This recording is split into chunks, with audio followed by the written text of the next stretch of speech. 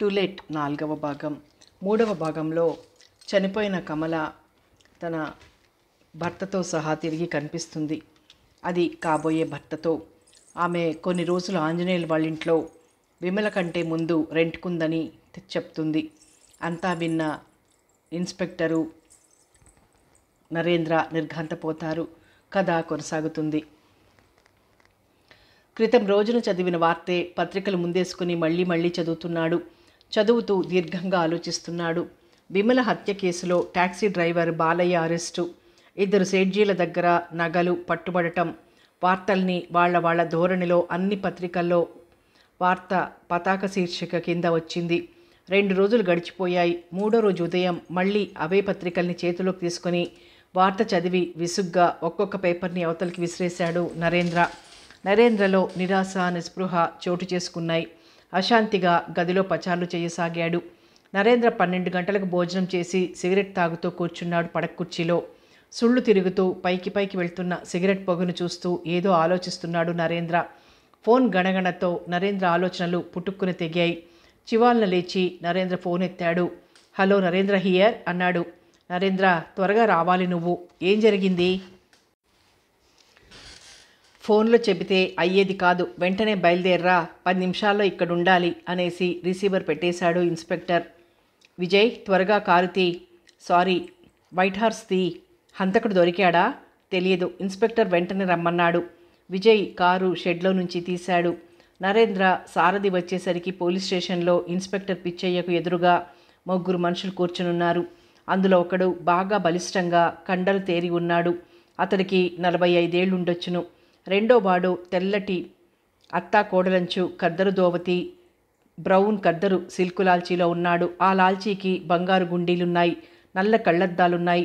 వయసు 50 ఉన్న చిన్నవాడిలా కనిపించాలనే ప్రయత్నం అతని వేషభాషల్లో కనిపిస్తోంది. అతని లాల్చీకి ఉన్న బంగారు గుండీలు, బయటకు వేలాడుతున్న బంగారు గొలుసు చూస్తూ విజయ్ ఏదో ఆలోచించసాగాడు.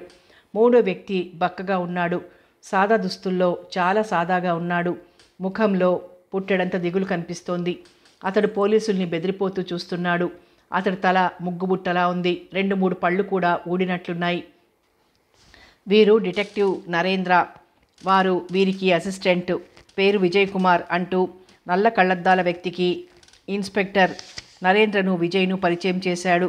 మీ విషయంలో నరేంద్ర గారంటే మంచి సలహా చెప్పగలవారు మరొకరు లేరనే నా నమ్మకం అన్నాడు ఇన్స్పెక్టర్ నల్ల కళ్ళద్దాలతో. వీరెవరో చెప్పలేదు అన్నాడు నరేంద్ర. వీరి పేరు శివరామయ్య, ఊరు వెంకటగిరి, ల్యాండ్లార్డ్ అంటూ పరిచయం చేశాడు నల్ల కళ్ళద్దాలను. నరేంద్ర ముసలాయన కేసి వీరెవరు అన్నట్టు చూశాడు.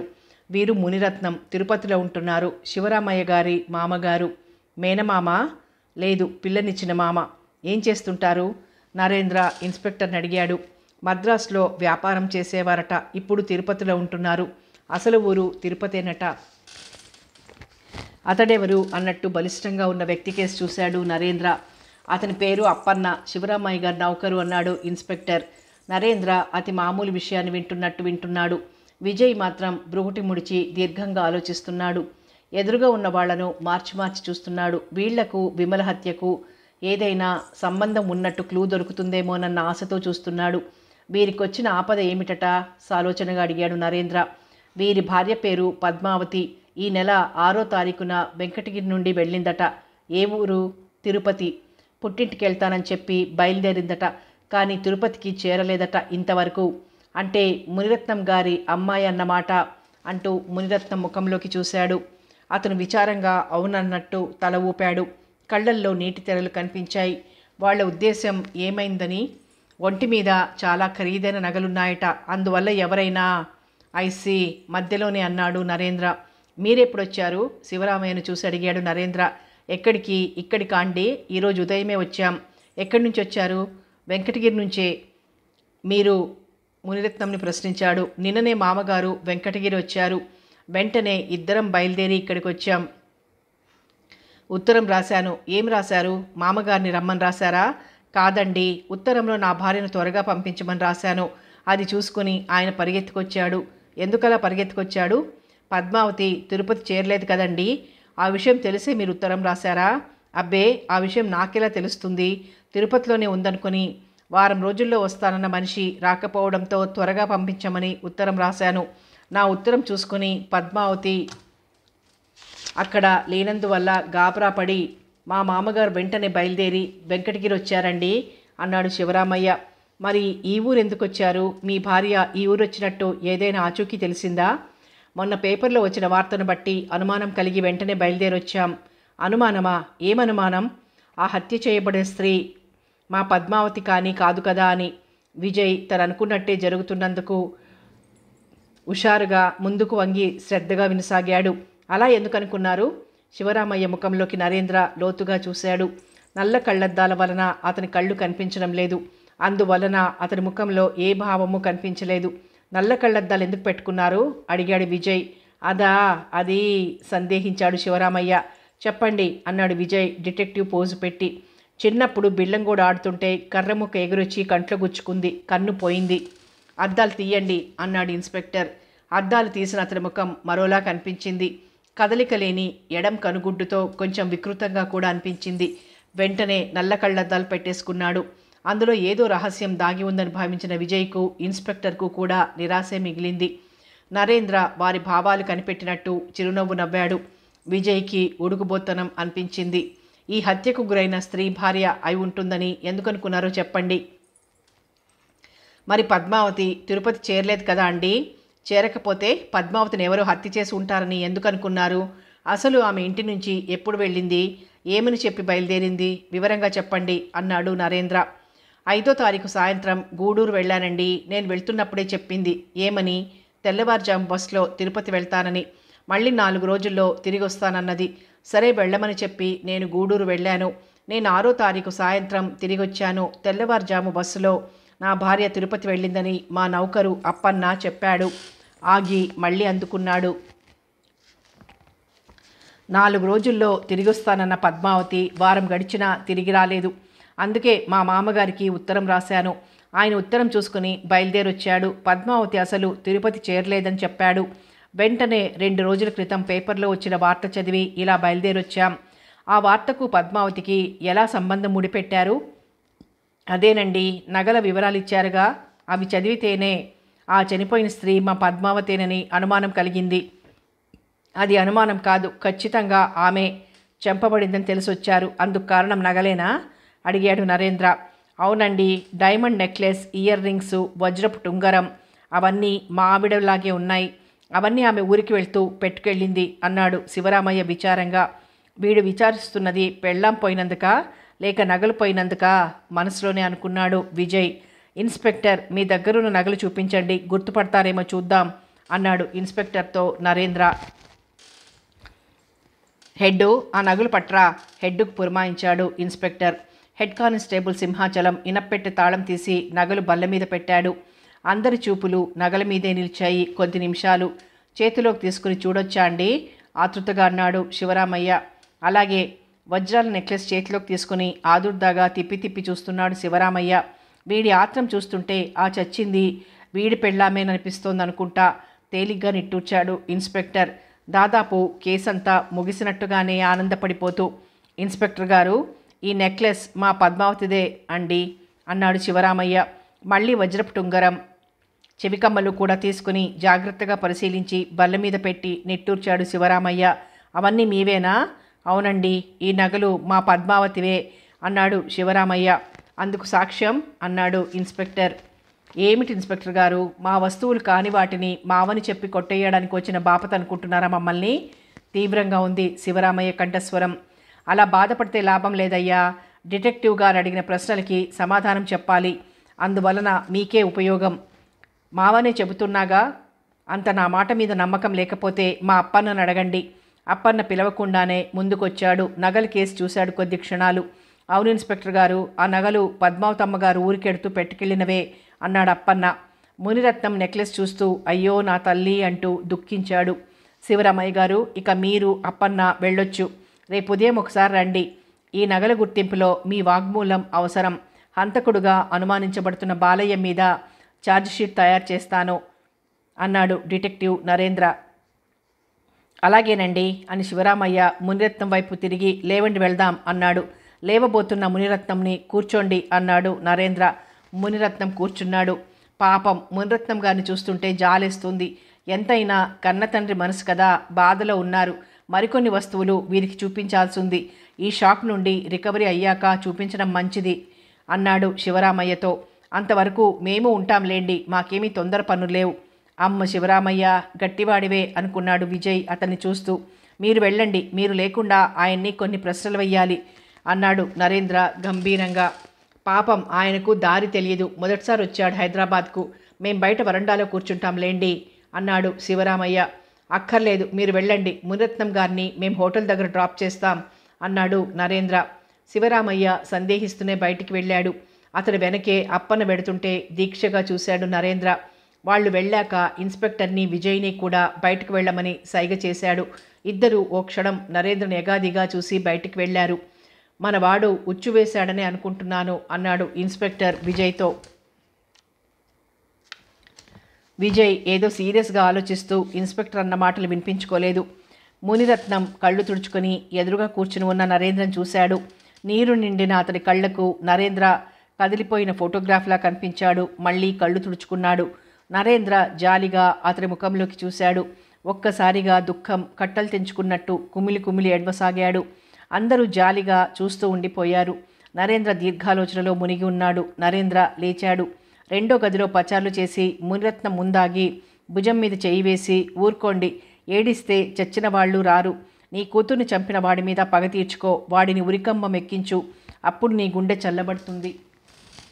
నిజంగా అలా జరగాలని ఉందా? ఎందుకుండదండి, ఆ హంతకుణ్ణి ముక్కలు ముక్కలు చేసి కాకులకు గద్దలకు వెయ్యాలనుంది. అయితే నాకు మీరు సహకరించాలి. తప్పకుండా సార్, నేను అడిగే ప్రశ్నలకు సమాధానాలు బాగా గుర్తు చేసుకొని చెప్పండి, అబద్ధాలు చెప్పకండి. అబద్ధాలు ఎందుకు చెప్తాను? అందుకు అనేక భయాలు కారణం కావచ్చు. మీకొచ్చిన భయం ఏమీ లేదు, అడగండి చెప్తాను. కంఠం మళ్ళీ గరగరలాడింది దుఃఖంతో. కళ్ళు తుడుచుకున్నాడు. పద్మావతికి ఎప్పుడు వివాహం చేశారు? 2 సంవత్సరాలకు పైగానే అయింది. అంతకుముందే మీకు మీ అల్లుడు తెలుసా? తెలుసు.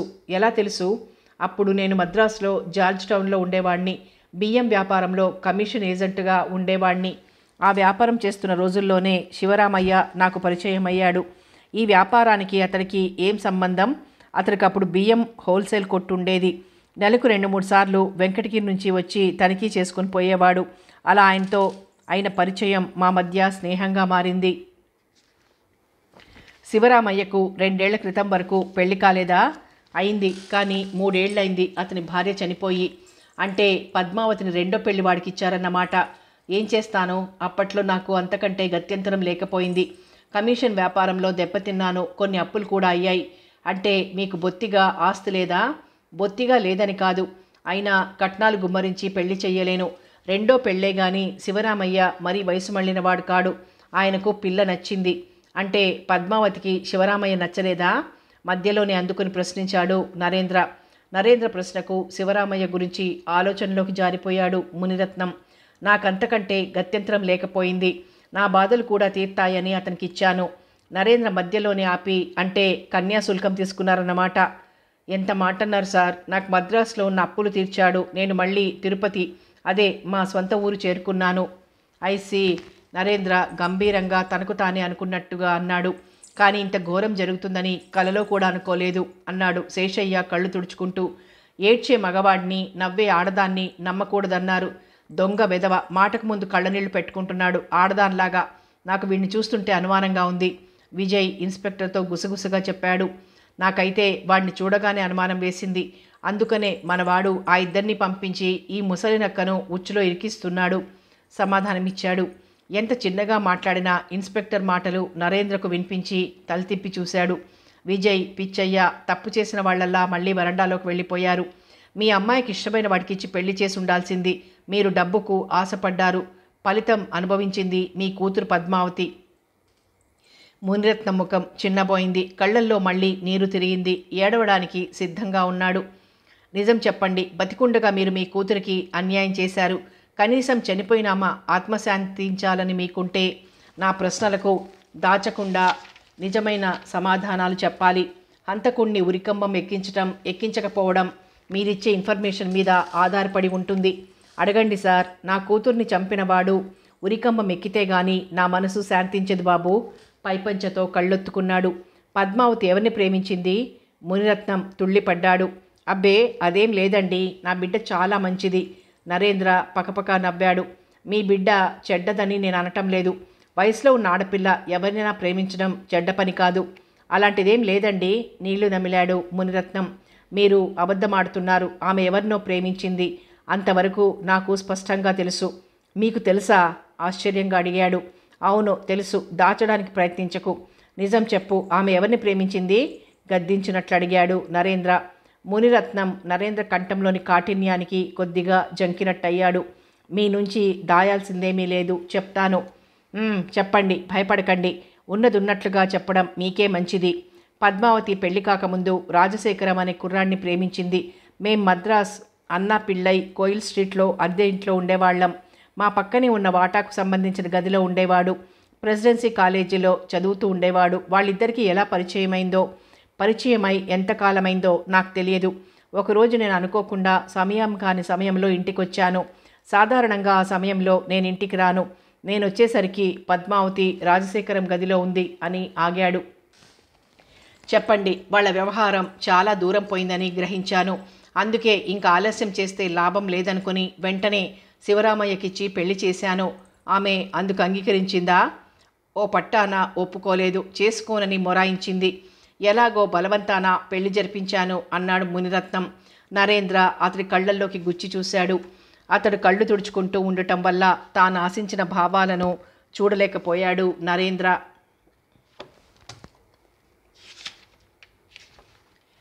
రాజశేఖరంది ఏ ఊరు?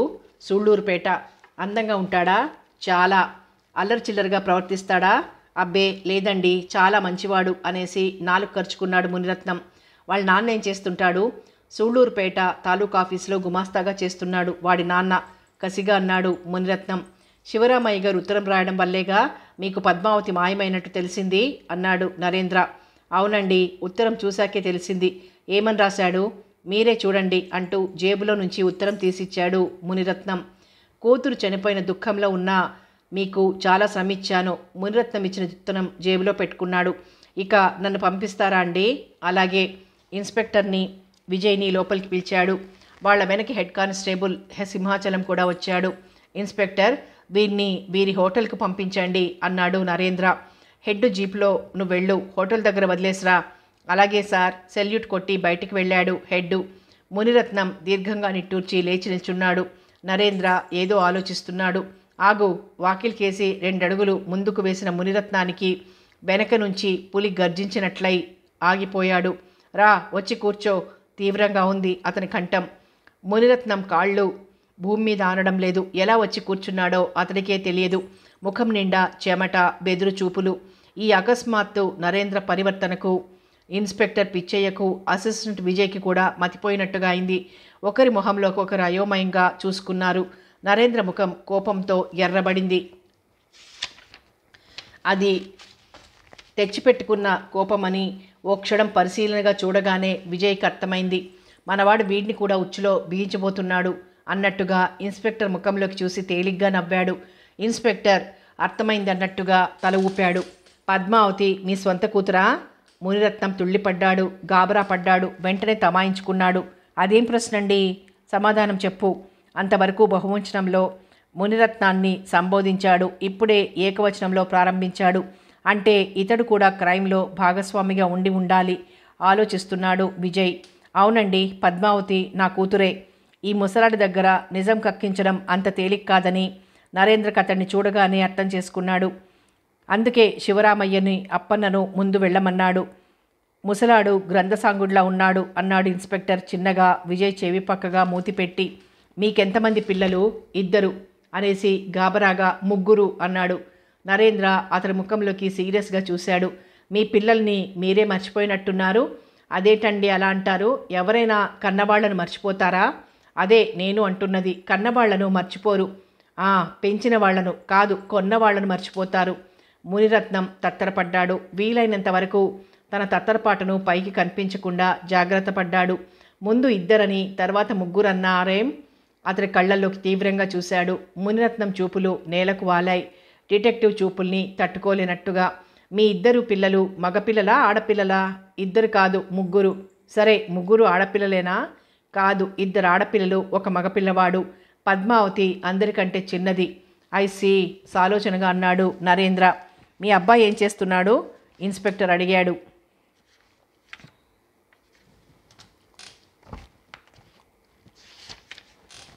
అమెరికాలో ఉన్నాడు. అక్కడేం చేస్తున్నాడు? డాక్టర్. పెళ్ళైందా? బాగా ఉన్న కుటుంబం పిల్లనే చేసుకున్నాడు. చేసుకున్నాడా? చేశారా? వాడే ప్రేమించి చేసుకున్నాడండి. గుడ్. మరి మీ అమ్మాయి? అది కూడా డాక్టరే. ఆమె భర్త కూడా డాక్టరే. వాళ్లకు మద్రాసులో మన్నాడిలో మంచి నర్సింగ్ హోమ్ ఉంది అన్నాడు మునిరత్నం గర్వంగా. ఆ అమ్మాయి పెళ్ళి మీరే చేశారా? అంటే మీరే వరుణ్ణి వెతికారా? లేదండి, మా అమ్మాయే తన భర్తను వెతుక్కుంది. అలాగా? అతను అందంగా ఉంటాడా? నల్లగా ఉంటాడు, అంతే. బుద్ధిమంతుడు. మీ కులమేనా? కాదు, మా భాషే కాదు, అరవవాడు, పైగా క్రిస్టియన్ కూడా. మీరు ఈ పెళ్లికి ఎలా అంగీకరించారు? చదువుకున్న పిల్ల, నేను కాదంటే మానుతుందా? అతడు బాగా డబ్బున్నవాడా? లేదండి, నర్సింగ్ హోమ్ పెట్టుకోవడానికి నేనే సహాయం చేశాను. ఓ క్షణం ఆలోచించి, నరేంద్ర అర్థమైందా అన్నట్టు ఇన్స్పెక్టర్ ముఖంలోకి చూశాడు. అతని ముఖం వేలాడేశాడు. విజయ్ ముఖంలోకి చూశాడు నరేంద్ర. విజయ్ దిక్కులు చూడసాగాడు. ఇద్దరికీ అయోమయంగా ఉంది. ఈ మధ్య నరేంద్రకు చాదస్తం ఎక్కువైంది. లేకపోతే ఏమిటి ఈ ముసలాడి వెంటపడ్డాడు? తండ్రే కూతుర్ని చంపాడని ఆయన గారి అభిప్రాయం. ఈ మధ్య ఈయనకి కాస్త నస ఎక్కువైంది. అసలోడిని గురించి ఆలోచించకుండా తన అనుమానం మాత్రం ఆంజనేయుల మీదే ఆలోచిస్తున్నాడు విజయ్. ఇన్స్పెక్టర్ పిచ్చయ్య ఆలోచనలు మరోలా ఉన్నాయి. నరేంద్ర కారణం లేకుండా ఈ ముసలాడిని డీటెయిల్ చెయ్యలేదు. వీడి చూపులు, వీడు హంతకుడుగా ఉన్నాడు. తనకు ముగ్గురులో వీడి మీదే అనుమానం కలిగింది. నరేంద్ర కూడా ఇతడి మీదే అనుమానం వచ్చింది. అంటే తను నరేంద్ర ఒకేలా ఆలోచిస్తున్నారన్నమాట. మునిరత్నం గారు, పెద్ద పిల్లలిద్దరికీ బాగానే చదువు చెప్పించారా? ఈ రోజుల్లో చదువు లేకపోతే ఎలాగండి? మరి పద్మావతి విషయంలో అలా ఎందుకు ఆలోచించలేదు? మునిరత్నం కళ్ళలోకి లోతుగా చూశాడు. మునిరత్నం వెంటనే సమాధానం ఇవ్వలేకపోయాడు. కొద్ది క్షణాలు అతడిలో తడబాటు కనిపించింది. ఇన్స్పెక్టర్ డిటెక్టివ్ ముఖంలోకి ప్రశంసాపూర్వకంగా చూశాడు. చెప్పండి. దాన్ని చదివించాలని ప్రయత్నించాను, కానీ దానికి చదువు మీద శ్రద్ధ ఉండేది కాదు. మీ పెద్ద పిల్లల్లో ఇద్దరిలాగే పద్మావతి కూడా రాజశేఖరాన్ని ప్రేమించింది. అతడిలో ఎలాంటి లోపం లేదు. అందంగా ఉంటాడు, బుద్ధిమంతుడు. మరి పద్మావతి పెళ్ళి రాజశేఖరంతో ఎందుకు జరిపించలేదు? ఏమిటండి డిటెక్టివ్ గారు, మా పిల్లల మంచి చెడ్డలు మాకు తెలియవా? వాళ్ళు సంతోషంగా ఉండడమేగా నాకు కావాల్సింది. అదే నిజమైతే పద్మావతిని ప్రేమించిన వాడికిచ్చి పెళ్లి చేయకుండా రెండో పెళ్లి వాడికి ఎందుకు ఇచ్చారు? అది ఆమె మెడలు వంచి బలవంతంగా ఎందుకు పెళ్లి చేశారు? శివరామయ్యకు బాగా డబ్బుంది, పిల్ల సుఖపడుతుందనుకున్నాను, అందుకే. కాదు, దాదాపు గద్దించినట్టే అన్నాడు నరేంద్ర. మునిరత్నం బిత్తరపోయి చూశాడు. చెప్పండి, శివరామయ్యకి ఎందుకు ఇచ్చి చేశారు? అదేనండి, ముందే చెప్పాననుకుంటాను. నేను కొద్దిగా అప్పుల పాలయ్యాను. అంటే నీ కూతుర్ని అమ్మావు, అవునా? మీరు భలేవారండి. ఎవరైనా కూతుర్ని అమ్ముకుంటారటండి? అలాంటి వాళ్ళు లేకపోలేదు. కానీ నువ్వు అమ్మింది నీ కూతుర్ని కాదు. తుళ్ళిపడ్డాడు మునిరత్నం. పద్మావతి నీ కూతురు కాదు. పిచ్చి చూపులు చూశాడు మునిరత్నం. నీ వ్యాపారం బియ్యం వ్యాపారం కాదు. మద్రాసులో నువ్వు చెప్పింది పిల్లల్ని ఎత్తుకొచ్చి అమ్మే వ్యాపారం. మునిరత్నానికి చెమట్లు పట్టాయి. మీరు చాలా అన్యాయంగా మాట్లాడుతున్నారు సార్. నిజం చెప్తావా లేక పోలీసుల ఆతిథ్యం రుచి చూస్తావా అని ఇన్స్పెక్టర్ కేసు చూశాడు. పిచ్చయ్య చివ్వుర లేచి నిల్చున్నాడు. హెడ్డు, వీడిని లోపలికి తీసుకెళ్ళు ఉత్సాహంగా అన్నాడు. ఛాన్స్ దొరికితే చాలు, పండగ చేసుకున్నట్టే ఉబ్బిపోతాడు పిచ్చయ్య అనుకున్నాడు విజయ్. వద్దొద్దు, చెప్తాను, చేతులు జోడించాడు మునిరత్నం. చెప్పు, అసలు నీ పేరేమిటి? నాగభూషణం. ఓర్ని, నువ్వా నాగభూషణానివి? పిల్లల్ని నమ్మి వ్యాపారం చేసే గజ దొంగవు. ఇప్పుడు చేయడం లేదు బాబు, ఒకప్పుడు చేశాను. ఎప్పుడు పోలీసులకు దొరకలేదా? దొరక్కేం, 2-3 సార్లు మద్రాసు జైల్లో కూడా ఉన్నాను. సరే చెప్పు, పద్మావతిని ఎంత కమ్మావో? మీరు నమ్మండి నమ్మకపోండి, 10 ఏళ్ళైంది ఆ వ్యాపారం మానేసి. తిరుపతి వచ్చాక అలాంటి పనులేమీ చెయ్యలేదు. పద్మావతి నాకు మదురై స్టేషన్లో దొరికింది. అప్పుడు ఆ పిల్లకి 3 ఏళ్ళు. అందరూ ప్లాట్ఫామ్ మీద నిద్రపోతున్నారు. ఆ పిల్ల తల్లి పక్కన పడుకునుంది. తల్లి కూడా మంచి నిద్రలో ఉంది. పిల్ల చాలా ముద్దుగా ఉంది. 10 ఏళ్ళు పెంచితే మంచి ధర పడుతుందని ఎత్తుకొచ్చాను. ఆగాడు. అమ్మ ముసలాడా, చాలా గొప్ప చరిత్రకారుడివే అన్నాడు ఇన్స్పెక్టర్. విజయ్ ఆశ్చర్యంతో తలమునకలైపోతున్నాడు. చెప్పు, ఆగావేం? ఆ పిల్లను మరీ 25 ఏళ్ళొచ్చేదాకా ఎందుకు అమ్మలేదు? విజయ్ అడిగాడు. నా భార్యకు నేను చేసే వ్యాపారం ఏమిటో తెలియదు. మరీ చిన్నపిల్ల, అందుకే తిన్నగా ఇంటికి తీసుకొచ్చాను. ఎవరి పిల్లో స్టేషన్లో ఏడుస్తుంటే తీసుకొచ్చాను అన్నాను. ముందు నా భార్య ఆ పిల్లను ఇంట్లో ఉంచడానికి ఇష్టపడలేదు. పోలీస్ స్టేషన్లో అప్పగించండి అన్నది నా భార్య. పిల్లని ఇక్కడే ఉంచు, నేను పోలీస్ రిపోర్ట్ ఇస్తాను, తల్లిదండ్రులు ఎవరో తెలియగానే ఇచ్చేద్దాం అన్నాను నేను. అందుకు నా భార్య అంగీకరించింది. కొన్ని నెలలు గడిచాయి. నా భార్యకు పిల్ల మీద వాత్సల్యం ఏర్పడింది. ముద్దుగా ఉండేది. మా పిల్లలు అంత అందమైన వాళ్ళు కారు. క్రమంగా నాకు ఆ పిల్ల మీద వాత్సల్యం ఏర్పడింది. ఆ పిల్ల 15 ఏళ్లదైంది.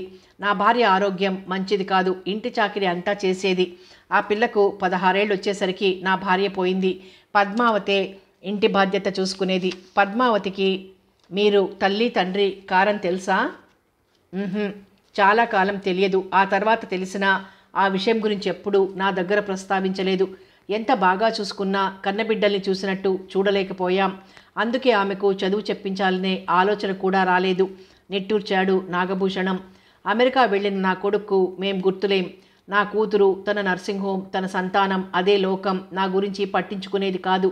నేను వయసులో ఉన్నప్పుడు చేసిన వ్యాపారం గురించి నా కూతురుకు తెలుసు.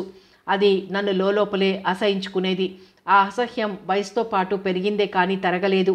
మద్రాసులో ఉండలేక తిరుపతి వచ్చాను. శివరామయ్యే నాకు సహాయం చేసి నా చేత కిరాణా కొట్టు పెట్టించాడు. భార్య పోయిన శివరామయ్య చూపు పద్మావతి మీద పడింది. తనకిచ్చి పెళ్లి చేయమన్నాడు. శివరామయ్యని అల్లుడుగా పొందడం నా అదృష్టంగా భావించాను. నాకు 50,000 ఇచ్చాడు. పద్మావతిని బలవంతంగా అతడికి కట్టబెట్టాను. దాని నిండు జీవితాన్ని నిలువునా కూల్చాను. కళ్ళు తుడుచుకున్నాడు. మొసలి కన్నీళ్లు మనసులోనే అనుకున్నాడు విజయ్. పద్మావతి వెంకటగిరి నుంచి పారిపోయిన సంగతి మీకు శివరామయ్య ఉత్తరం వచ్చేంత వరకు తెలియదా? తెలియదు. ఉత్తరం ఎప్పుడందింది? పద్మావతి వెళ్ళిపోయిన 3వ రోజు వెంటనే వెంకటగిరి వచ్చాను. అంటే పద్మావతి తిరుపతి వెళ్ళలేదని, రాజశేఖరంతో వెళ్ళిపోయిందని ముందే తెలుసనన్నమాట. తెలుసు. తెల్లవారుజామ బస్కు వాళ్ళు వెళ్ళిపోయారు. గూడూరు నుంచి శివరామయ్య ఆ రోజు మధ్యాహ్నం ఇంటికొచ్చాడు. రాగానే అప్పన్న చెప్పాడు. ఐసి ఏదో ఆలోచిస్తూ అన్నాడు నరేంద్ర. శివరామయ్య నా ప్రాణం తీస్తున్నాడు.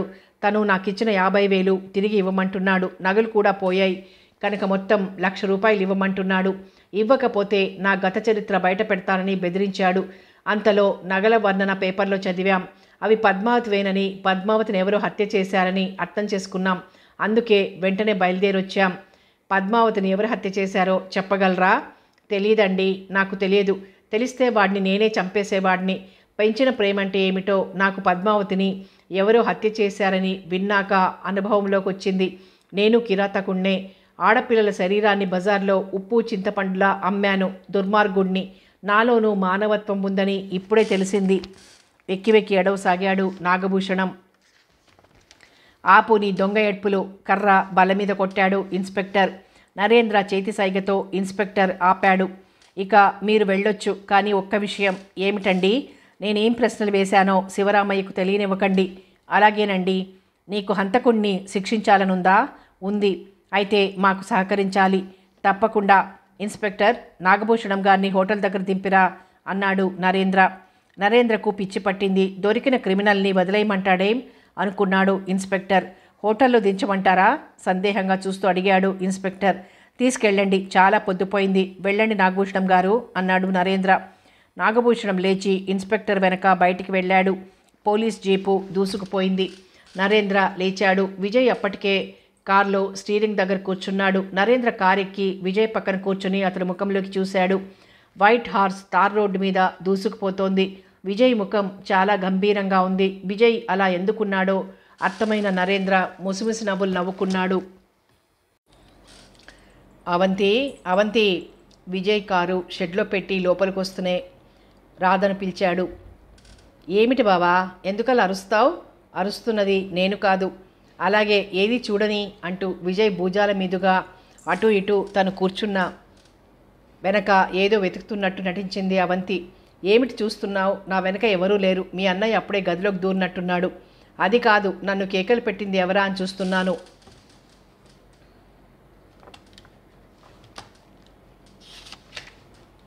అవంతి, అవంతి అంటూ నా ముందు కేకలు పెట్టడానికి ఎవరికైనా ఎన్ని గుండెలుండాలి? మరి పిలిచింది నువ్వు కాదన్నావుగా? అదా కేకలు పెట్టింది నా పొట్టలోని ఎలుకలు. అంత ఆకలేస్తుందా? హంతకుడు దొరికాడా? మీ అన్నయ్య దొరికిన హంతకులను వదిలేస్తుంటాడు విసుగ్గా అన్నాడు విజయ్. హంతకులా? అంటే ఈ కేసులో ఒకడి కంటే ఎక్కువ మంది హంతకులు ఉన్నారన్న మీ ఉద్దేశం? పద్మావతిని ఎంతమంది కలిసి చంపారంటావు? వెనక నుంచి వచ్చిన నరేంద్ర అడిగాడు. విజయ్ గతుక్కుమన్నాడు. భోజనాలకు లేవండర్రా, అసలే పొద్దుపోయింది. అమ్మాయి అన్నయ్యకు బావకు అన్నాలు వడ్డించు. తల్లి కేక పెట్టింది. బావ అన్నం తినడటమ్మా. అదేమిటే? బావ హంతకుణ్ణి పట్టేశాడట. ఆ ఆనందంతో పొట్ట నిండిపోయిందట. అవంతి విజయ్ని కొంటెగా చూస్తూ అన్నది. నరేంద్ర పక్కపక్క నవ్వాడు. విజయ్ ముఖం గంటు పెట్టుకున్నాడు. ఆడపిల్లలా చీటికి మాటికి అలుగుతావేం బావా అన్నది అతన్ని ఉడికిస్తూ అవంతి. నేనేం అలగలేదు ఉడుకుబోత్తనంగా అన్నాడు విజయ్. నరేంద్ర ముసిముసిగా నవ్వుకుంటూ డైనింగ్ హాల్లోకి వెళ్ళిపోయాడు. అవంతి విజయ్ ముఖంలోకి చూసి కిలకిలా నవ్వి వెనక్కి తిరిగింది. విజయ్ వెనక నుంచి ఆమె జండును దొరకపుచ్చుకున్నాడు. విజయ్ గబుక్కన అవంతి నోరు మూసి ప్లీజ్ అమ్మను పిలవకు అన్నాడు. జడొదిలేశాడు. నోటి మీద చెయ్యి తీశాడు. భోజనానికి రా, ఆకలికి ఆగలేక ఉడుక్కుంటున్నావు. అవంతి వెనకే విజయ్ భోజనానికి వెళ్ళాడు. భోజనం చేస్తున్నంతసేపు నరేంద్ర ఏదో ఆలోచిస్తూనే ఉన్నాడు. అన్నయ్య, నరేంద్ర చెల్లెల్ని చూశాడు. నువ్వు తిన్న కూరేమిటి? పళ్ళెంలోకి చూసి కోడిగుడ్డు పొరటు. ఇది కాదు ఇంతకు ముందు తిన్న కూర. అదా, అది విజయ్ పళ్ళెంలోకి చూసి పనసకాయ ఇగురు అన్నాడు. చూసావా అమ్మా, అన్నయ్య భోజనం చేసేటప్పుడు కూడా హంతకుల గురించి ఆలోచిస్తుంటాడు. తనేం తింటున్నాడో కూడా గమనించడు. బావ పళ్ళెంలోకి చూస్తే గానీ ముందు తిన్న కూర ఏమిటో తెలియదు. అవును బాబు, బొత్తిగా తిండికి వేళాపాళ లేకుండా పోయింది. ఏం ఉద్యోగమో ఏం పాడో తల్లి బాధగా అంది. అన్నయ్య, నా మాట వింటావా? చెప్పు, ఈ ఉద్యోగం మానేసి చక్కగా నవలలు రాసేయి. పేరుకు పేరు, డబ్బుకు డబ్బు. పెద్ద ఎంత డబ్బు వస్తుందే నవలలు రాస్తే? ఇంతకు ముందు రాశాడుగా అన్నాడు కోపంగా విజయ్. ఎందుకు రాదు? ఇప్పటి ట్రెండ్ మీకు తెలియదు. ఏమిటా ట్రెండు? సస్పెన్స్ నవలలకున్న గిరాకీ మరి ఏ నవలలకి లేదు.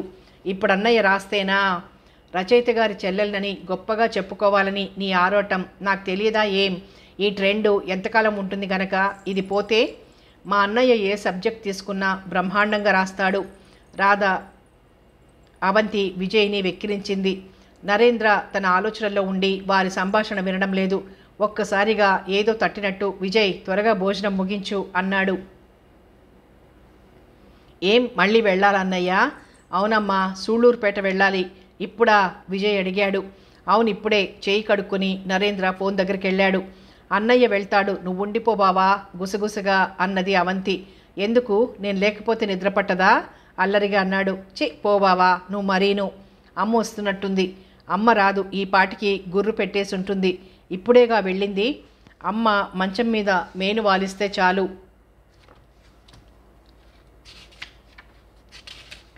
నిద్రపోతుంది. నాకు ఒక్కోసారి అమ్మ నిద్ర చూస్తుంటే జలసీగా అనిపిస్తుంది. అంటే నీకంత త్వరగా నిద్ర రాదన్నమాట. విజయ్ కొంటెగా చూస్తూ అన్నాడు. రాదు, కానీ నువ్వనుకునే కారణం కాదులే. అవును ఇన్స్పెక్టర్, నేనే. వెంటనే బయలుదేరాలి. నరేంద్ర ఫోన్లో మాట్లాడుతున్నాడు. విజయ్ కుతూహలంగా ఫోన్ దగ్గరికి వచ్చాడు. బావకు కూడా ఇదే పిచ్చి. గొణుక్కుంటూ వెళ్ళిపోయింది అవంతి. అవును, సూళ్ళూరుపేటే. ఆ 4 కానిస్టేబుల్స్ని కూడా తీసుకురా, ఎందుకైనా మంచిది. నరేంద్ర ఫోన్ పెట్టేసి విజయ్ని చూశాడు. త్వరగా తయారవు విజయ్. నేను రెడీ అన్నాడు విజయ్ ఉత్సాహంగా. నరేంద్ర తన ఆఫీస్ గదిలోకి వెళ్ళాడు. ఆ వెనకే విజయ్ వెళ్ళాడు. 15 నిమిషాల్లో పోలీస్ వ్యాన్ వచ్చి ఇంటి ముందు నిలిచింది. అమ్మాయి, ఏమన్నయ్యా? తలుపులు వేసుకో, జాగ్రత్త. వెంకాయమ్మ ఇవాళ ఇక్కడే ఉందిగా? ఉంది. మళ్ళీ ఎప్పుడొస్తారు? పనైపోగానే వచ్చేస్తాం అన్నాడు నరేంద్ర వ్యాన్ కేసు నడుస్తూ. విజయ్ అవంతికి టాటా చెప్పి బయలుదేరాడు. వ్యాన్ కదిలి వెళ్ళిపోయేదాకా వాకిట్లో నిల్చుని చూసింది అవంతి. క్రైమ్ బ్రాంచి సబ్స్టేషన్లో inspector Pichaiah, detective Narendra, assistant Vijay కూర్చునున్నారు. బల్ల మీద ఫైల్స్, పత్రికలు చిందరవందరగా పడున్నాయి. నరేంద్ర సిగరెట్ తాగుతూ సుడులు చుట్టుకుంటూ గదిలో వ్యాపిస్తున్న పొగను చూస్తున్నాడు. Inspector files తిరిగేస్తున్నాడు. విజయ్ ఒక పత్రిక తెరిచి 3వ పేజీలోని న్యూస్ చూస్తున్నాడు. ప్రశాంతి నిలయంలో హత్య అనే శీర్షిక పెద్ద పెద్ద అక్షరాల్లో ఉంది. విజయ్ వార్తను పెద్దగానే చదవసాగాడు. ప్రశాంత నిలయంలో హత్య చేయబడిన విమల కేసు సందర్భంలో నిన్న సూళ్ళూరుపేటలో రాజశేఖరం అనబడే వ్యక్తిని స్థానిక పోలీసుల సహాయంతో ఇన్స్పెక్టర్ పిచ్చేశ్వరరావు గారు అరెస్ట్ చేశారు. రాజశేఖరం ఇంటి వెనుక ఉన్న తోటలో ఒక పాడుపడిన బావి ఉంది. ఆ బావిలో ఒక విఐపి సూట్ కేసును పోలీసులు కనుగొన్నారు. సదరు సూట్ కేసును రాజశేఖరాన్ని హైదరాబాద్ తీసుకొచ్చారు. విమల హత్య కేసులో ఈ సూట్ కేసులో ఉన్న వస్తువుల ద్వారా మరికొన్ని వివరాలు దొరకొచ్చునని అధికార వర్గాల ద్వారా తెలుస్తోంది. అది చదివి ముగించి ఇన్స్పెక్టర్ ముఖంలోకి చూశాడు. ఇన్స్పెక్టర్ పిచ్చేశ్వరరావు మోచేతులు బల్ల మీద ఆనించి 2 చేతుల మధ్య తలపట్టుకొని కూర్చున్నాడు. మిస్టర్ పిచ్చయ్య, అనాసిని తెప్పించమంటావా? విజయ్ కొంటెగా అడిగాడు. అనాసిని వద్దు, పాడవద్దు, నీకంత తమాషాగా ఉన్నట్టుందే. పిచ్చేశ్వరరావు విజయ్ వంక గుర్రగా చూశాడు. కోపం వచ్చిందా? విజయ్ వచ్చే నవ్వును పెదవుల మధ్య బంధించి అన్నాడు. కోపమా పాడా? మరి అలా ఉన్నావేం? ఈ కేసుతో నాకున్న మతిపోతోంది. అదేమిటి ఇన్స్పెక్టర్, హంతకుణ్ణి పట్టేశాక అయోమయంలో పడిపోయావేమిటి? ఏది నరేంద్ర ఒప్పుకుంటాడో లేదో ఓరగా చూశాడు నరేంద్రని పిచ్చయ్య. నరేంద్ర సిగరెట్ తాగుతూ వినిపించుకోనట్టే ఉండిపోయాడు. ప్రశాంత నిలయం, విమల హత్య, విమల కమలగా మారింది. కమల ఇన్స్పెక్టర్ మాటల్ని మధ్యలోనే ఆపి విజయ్ అందుకున్నాడు. కమల దయ్యమైంది. దయ్యం మనిషై మీ సూపర్ చేత తిట్లు తినిపించింది. ఉండవయ్యా బాబు, మధ్యలో నువ్వొక్కడివి విసుక్కున్నాడు పిచ్చయ్య. సారీ చెప్పు అన్నాడు విజయ్. ఏం చెప్పమంటావు? విమల చివరికి పద్మావతి కూర్చుంది. ప్రసాదరావు రాజశేఖరం అయ్యాడు. టాక్సీ డ్రైవరు ఆంజనేయులు దంపతులు ఈరోజు విమలను కాదు పద్మావతి విజయ్ అందించాడు. అదేలేవయ్యా, పద్మావతిని వెంట పెట్టుకొచ్చింది రాజశేఖరమేనని చెప్పారు. అయితే బావిలో దొరికిన పెట్టే ప్రసాదరావు రాజశేఖరం. ఈ పేర్ల మార్పిడితో చస్తున్నాను. ఇన్ని కేసులు చేశాను, ఇంత ముదనష్టపు కేసు ఎప్పుడూ రాలేదు. విజయ్ పకపక నవ్వాడు. నీకు నవ్వులాటగానే ఉంటుంది. ఒడ్డున ఉన్నవాడికి మునిగేవాడిని చూస్తే అలాగే ఉంటుంది ఉడుకుబోత్తనంగా అన్నాడు. చెప్పు, నేను వింటున్నాను. ఇన్నింటికి హంతకుణ్ణి పట్టుకున్నానంటున్నారా లేదా? నరేంద్ర అడిగాడు. పట్టుకున్నాననే అనుకుంటున్నాను. వివరంగా నీ ఆర్గ్యుమెంట్ చెప్పు. విజయ్ చెప్పనిస్తాడా? మధ్యలో నేనేం చేశాను? ఇది మరీ బాగుంది అన్నాడు విజయ్. సరే వినండి. బావిలో దొరికిన తోలు సంచి ప్రసాదరావుదేనని ఆంజనేయులు గుర్తించాడు. సేట్జీల దగ్గర పట్టుబడిన నగలు అందరూ గుర్తించారు. ఆ నగలతోనే విమల అని చెప్పబడిన స్త్రీ ప్రసాదరావు అనే యువకుడితో తమ ఇంటికి వచ్చిందని ఆంజనేయులు, ఆయన భార్య హనుమాయమ్మ, చెల్లెలు జానకమ్మ చెప్పారు. కనుక ప్రసాదరావు అనే పేరుతో ప్రశాంత నిలయంలో ప్రవేశించిన వాడే రాజశేఖరం.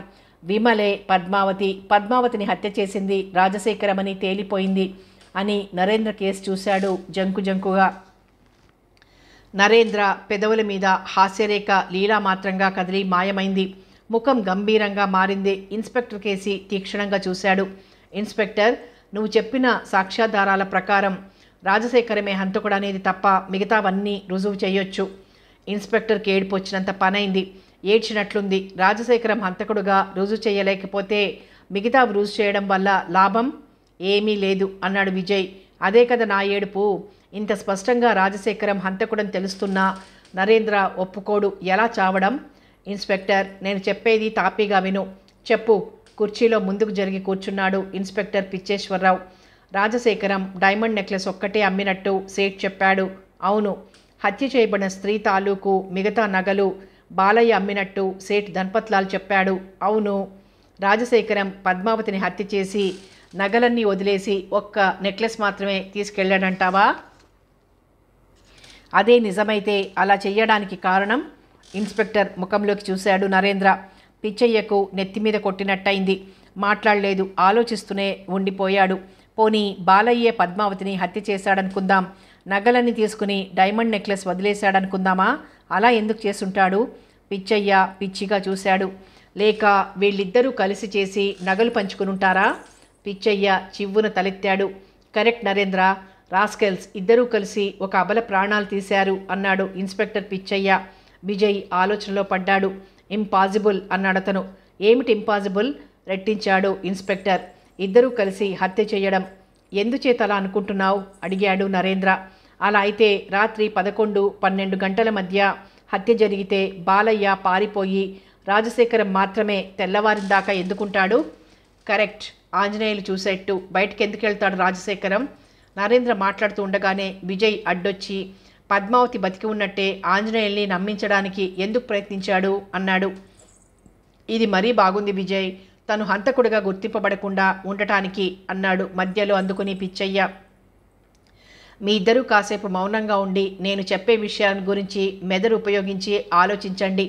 ఇద్దరి ముఖాలు చిన్నబోయాయి నరేంద్ర మందలింపుకు. చెప్పు, ఇద్దరు ఒకేసారి అన్నారు.